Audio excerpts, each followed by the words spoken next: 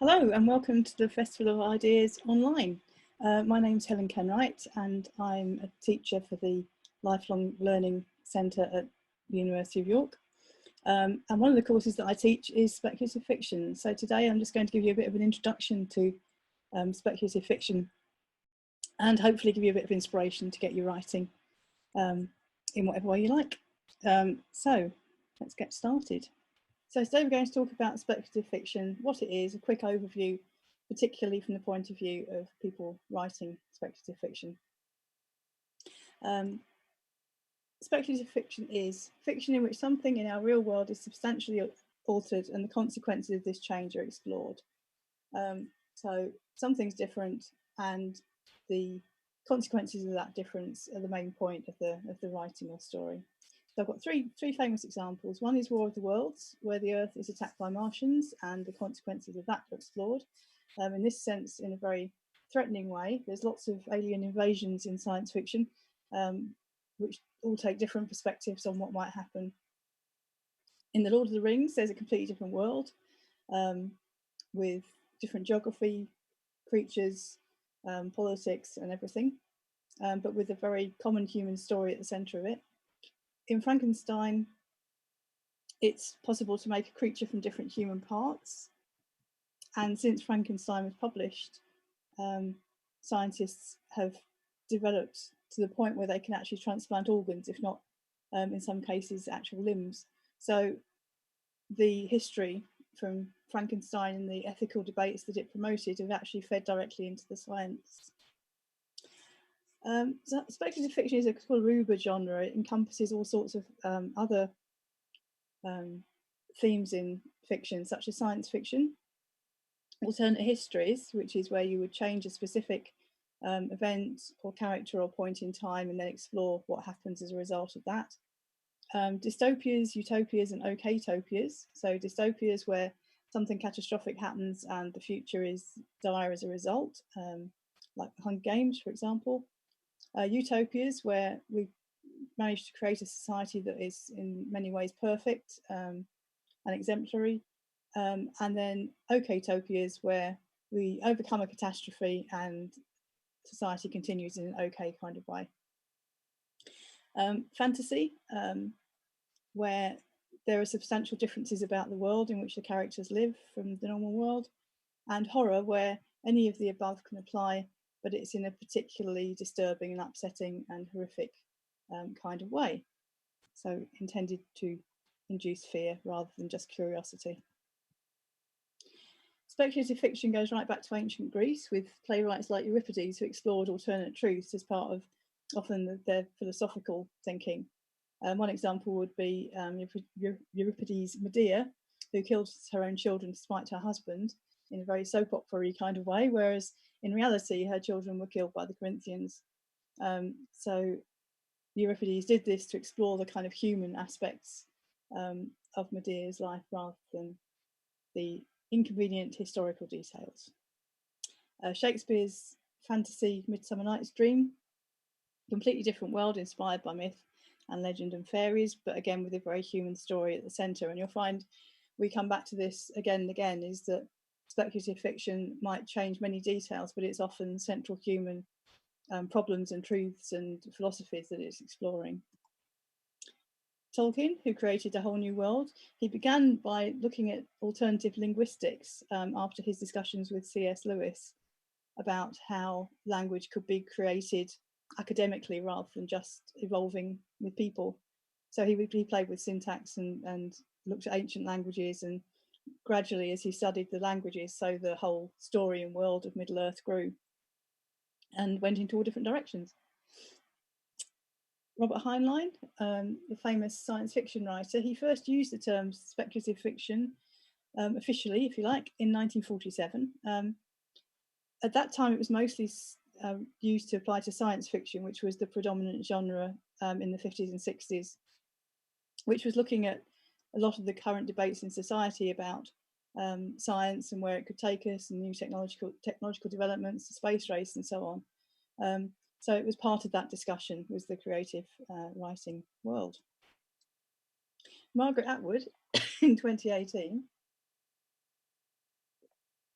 has come really into prominence with The Handmaid's Tale and its sequel, which speculates about a different structure and women's position in that structure. And she said this in The Guardian, which I think is really interesting. "I'm not a prophet," she says. "Let's get rid of that idea right now. Prophecies are really about now. In science fiction, it's always about now. What else could it be about? There is no future. There are many possibilities, but we do not know which one we are going to have." So although, especially science fiction is situated in the future, really we're talking about what's going on now and what we need to do to get to a future we might like, or what we might want to avoid for the future possibilities that aren't so good. So why speculate then? Well, first of all, as a writer, it gives you a lot of creative freedom. I think Lord of the Rings is the epitome of that for me, that you can create an entire world from the bottom up. And you also have a freedom of expression, which can be harder to win in other genres. The expectations of the reader aren't quite so confined. So you can experiment more with form as well, without going all the way into experimental fiction. You can invent new languages, you can change syntax in dialogue, you can do all sorts of interesting and playful things. It's a great way to explore ideas.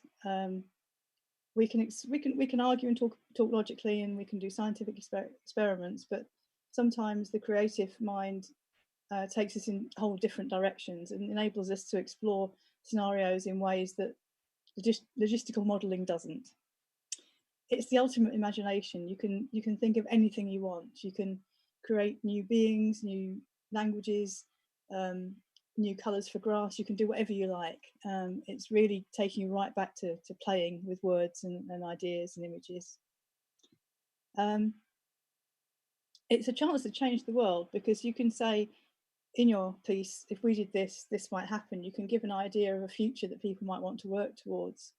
And that does happen. If we think about the original series Star Trek in the 1960s, and Kirk's famous communicators, which had a little flippy up top, which you flip up and then you'd say, "Beam me up, Scotty." That was my childhood, and now I use a phone every day. In fact, flip phones are now out of fashion. We've gone beyond Star Trek, really, although I've heard they're coming back. But anyway, the phone is and tablets have been in science fiction for most of my childhood and are now real, because people see things like that and automatic doors and all sorts of other things and think this is the future, and then the next logical step is to make them the future. That's how human beings seem to work with their developments. So key features of speculative fiction. Cognitive dissonance. This is how we know that it's speculative fiction and not realistic fiction, because at some point the reader will encounter an uncomfortable sense that not is all quite right, that things are different. It might be a shift of time, place, or technological capacity. For example, in H.G. Wells' A Time Machine, at the beginning, they're all sitting around chatting, and suddenly you realise they're actually talking about time travel in a realistic way. And then, of course, he goes back in time. Ordinary objects are used or referenced in unusual ways because the world's different. And there's an untrustworthy element to the language. So metaphors can suddenly become literal in a world where the rules of science as we know it aren't true anymore. A metaphor might be real. So if you say the sky was green, if you read that in a poem, you might think it was perhaps the colour of an oncoming thunderstorm or a disturbing thing. If you were in a science fiction story, the sky could actually be green. So there's this sense of dissonance between what is true and what is fictional that the reader has to encounter and come to terms with and explore, which is part of the fun of speculative fiction. There's also a moment of divergence. So the easiest example for this would be an alternative history. So for example, if we have a story where the Germans win the Second World War, there's quite a few examples of that out there. You'd start off with a historical event where we know the outcome. So perhaps the beginning of the war, perhaps Neil Chamberlain in 1939, saying there will be peace in our time. The writer might describe that incident with real historical accuracy, so we know exactly where we are in time. Then something will happen, and there will be a divergence from history. So, for example, what if he was assassinated at the airport? That's your event, and then history would go off in a different direction because of that. I mean, again, there's a real pleasure for readers in that event and the divergence that happens. It's when they get caught into the story, it's the hook in lots of ways. So it's really important as a writer to get that right. And then you explore the consequences. As we say, speculative fiction is looking at a change and exploring consequence. The impact of the change or the difference that's created by your new world can cover many, many, many aspects of society or none. So, for example, you might just want to be looking at how relationships are different in a future where children have more rights than adults, for example. How would that change family dynamics? How would it change relationships with power and government and so on? You could explore its impact on all of those things, because even the smallest change can have a huge impact on many, many things. Or you can just look at one or two aspects, depending on how big your work is and what your purpose is, what you're writing. Let's have a look at a genre example of fantasy fiction. Fantasy fiction specifically is speculative fiction, as we've said, where there's a change and the consequences of that change are explored. And the nature of that change is explicable by science. So whereas science fiction looks at changes in small parts of science, but has a scientific logic to it, in fantasy fiction, you don't have to worry about science at all. It can all be magic. Examples, we already talked about Lord of the Rings, The Wizard of Earthsea by Ursula K. Le Guin, where a wizard goes to school. That theme might be familiar. And Buffy the Vampire Slayer, the 1990s TV series, where vampires stalk California and a teenage girl has to save the world. So not scientifically likely or socially likely, but that's the fantasy premise that you're working with. Fantasy has its own subgenres, so fairy tales, myth and legend are the most the oldest and most core to our cultural beliefs in this country. High and epic fantasy, which will be your Lord of the Rings and your Game of Thrones. Urban fantasy, which is more like Buffy, where you have an almost normal contemporary setting, but there's some differences like vampires or whatever you choose. Magical realism, which is more at the literary fiction end of things, where something seems like it might be magic, but you're not quite sure. So it's the world is about 95% realistic, but there's something that's a bit weird. Was it a ghost or was it a shadow? That kind of thing. And then crossover fantasies. So all of the above can cross over with romance, mystery, and paranormal. So you might have a fantasy setting, but the story is actually a romance, a mystery, or something similar. I love this quote from Richard Matthews. Fantasy is a literature of liberation and subversion. Because you can do absolutely anything in a fantasy world, you can be extremely subversive. You can make any political point you wish and see it through to its conclusion without having to worry about the real world. Another quick example of speculative fiction that changes the world, and that's gender and disability in speculative fiction. This is one of the things I find most exciting, and it's the genres that I write in most often. So when you're looking at exploring diversity, you're changing how we treat human difference. So you're assuming that we can get to a point where things are how we would like them to be in terms of how we treat diversity and so on. Star Trek, again, original series Star Trek was a real pioneer for this. For example, with episodes where they had interracial kisses, which were completely forbidden at the time and would not have come up in a normal drama, but because it was science fiction, different world from ours, they could explore things that other shows couldn't explore. And they also had a really interesting storyline about two races who were at war with each other. Both had one half of their face white and one half black. And it comes about that the conflict was because some of them have black on their left-hand side and some on their right-hand side, and that was the source of their friction. So again, looking at the racial divisions which were rife in America at the time and showing them, to be ridiculous. So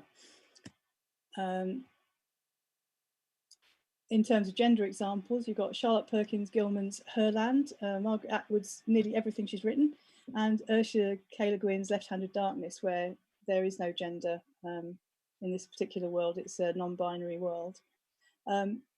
Charlotte Perkins Gilman's Herland is a feminist utopia where there are only women until men come along with their narrative and change things. And Margaret Atwood explores the consequences of women's suppression, but also shows other ways in which the world could work or not. And in terms of disability, stories with disability as a theme or metaphor would include Anne McCaffrey's The Ship Who Sang. I can't explain why without spoiling it, but do read it because it's a fantastic novella. Elizabeth Moon's Speed of Dark, and Cressida Cowell's How to Train Your Dragon, which you might be familiar with from the movies, which is really good at showing disability as meaningful, but certainly not holding anybody back. Steampunk, which is one of the genres that we go into in the full length course that I do for the Lifelong Learning Centre, is a reimagining of the world. It's an alternate history, so it's assuming that we carried on the route of steam rather than going into electronics and electricity as we did. And it explores all sorts of things, including colonialism and so on, but it has a really strong aesthetic, and disability is not seen as a disadvantage in most steampunk worlds. In fact, it's seen as an opportunity for invention, as you can see from the example of the prosthetics here and the wheelchair. I've met some members of the steampunk creative community who are disabled and have actually designed prosthetics that work using those very mechanical methods, which is really interesting. And my genre is Solarpunk, which imagines a green future. It's one of the OK-topias. And here again, you can see similar ideas to the steampunk, but in a very more organic and natural aesthetic. Some of those technologies are actually in existence and are working pieces. For example, the prosthetic leg with the flowers and things. And that's another theme with Solarpunk. As a speculative fiction, it takes things that are actually in existence rather than that haven't yet been developed and says what would happen if we were using them, including a lot of green energies and so on. So to finish off our presentation, some key skills for writing speculative fiction that you could usefully practice, and that again in the full length course we go into in more detail. One is questioning, because that's the point of your fiction, is to look at what might happen. It's all what ifs. So when you set out your questions, you need to do that at the beginning and to engage the reader, and then to drip feed them suggestions and ideas as you go through. You don't necessarily have to have an answer to your theme, but you're encouraging your reader to think about things in a different way. You need the cause and effect, so you need to understand what the effect is of whatever it is you've changed, what your cause was. Characterization is important because, as we'll talk in a slide or two's time, you need something human for your reader to latch onto. The more alien you get, the harder it is for them to relate. So the characterization is particularly important. Also, it's a really good way of showing how changes have impacted on your world. Reader contracts. Most genre fiction will start with a contract to the reader saying, this is what I'm about to say, this is how it works in this world, so that the reader knows where they are. So if you pick up a crime novel, there'll probably be a body quite early on, and the reader thinks, okay, this is a crime novel, I know what to expect, I know what my part in this fictional enterprise is. The same with speculative fiction. You need to establish that this is a what-if story. World building is obviously really important, but it's also important to remember it's more important for you than it is for the reader. So you need to know exactly how everything works. The reader only needs to know what they need to know for the story to work. It's very easy to clog up a story with too much exposition because you've really created this amazing world, but that can get a bit boring for readers. If they don't need to know, they can get a bit overwhelmed. So that's a really key balance to look at. Vivid details are important because you have only a few words to describe something that's amazing and new and complicated usually. So make sure that you spend some time on your details. And research, because if you're doing science fiction, you need to make sure that your story is plausible according to current science. If you're working with something that is completely new and original, then you'll need research to inspire you and give you ideas and guidance as you go on. So 5 ways to get your readers to suspend disbelief, because in order to really speculate, they'll need to let go of what they think the world is currently like. using any familiarities you can. H.G. Wells was great at this. His characters often read newspapers, drank port after dinner, did all the usual Victorian things, which really makes you anchored into the story, even though everything else would then probably change. The reader-writer contract that I've just talked about, make sure your reader has signposts to know what to expect, so they're not going to get completely thrown out. They need that balanced dissonance, the cognitive dissonance, so they know that things are different, but not be thrown completely into the dark. Exposition on a need-to-know basis, so be very careful about how you explain your world, and the characters aren't saying obvious things like, the sky is green here because of scientific explanation, when they're talking to somebody else who knows exactly why the sky isn't green because they live there too. This is why a lot of speculative fiction involves a traveller, somebody telling the story who comes like the reader from a place of ignorance, who can explore these things. And relatable characters. I want to give you an example of a relatable character from science fiction, which is Arthur Dent from Hitchhiker's Guide to the Galaxy. He is the most relatable character I've ever come across in fantasy and science fiction. He's very English. He is very stoical about things, even though he's anxious and worried a lot of the time. He wears his dressing gown throughout, and he mostly wants tea in moments of crisis. And having somebody like that, having a character who's very down to earth, another example would be Buffy in Buffy the Vampire Slayer, who is an ordinary high school girl. It gives the reader somebody to latch onto and identify with. And then the question and answers. So don't just pose one big question and then explore. Have lots of little ones in the way so that the reader's got something to keep them going while the big revelation is building up. So to finish with, I've got an exercise for you, which if you're watching this live, you should just have time to do before the Twitter Q&A session. Should take about 15 to 20 minutes. Imagine that one thing's different about our world. It can be anything you like, or one of these three examples. It's either 20, 100, or 1,000 years in the future. Trees are sacred, or magic is real. If you want to get really ambitious, you can use all three, but small steps to start with. Look around whatever room you're in at the moment and write down 10 ways in which that room would be different as a consequence of the change that you've made. As I say, just don't think about it too much. Just write down those things and see where they take you. There is a Twitter Q&A following this video presentation at 2 o'clock, assuming you're watching this live on the 13th of June. And my Twitter handle there is at @HNKenwright. So do follow, find me, and I really look forward to your questions. So there we have it. I hope you enjoy the rest of the festival, and I hope that you're inspired to read and write lots of speculative fiction. And I look forward to seeing you at a Centre of Lifelong Learning course soon. Bye for now.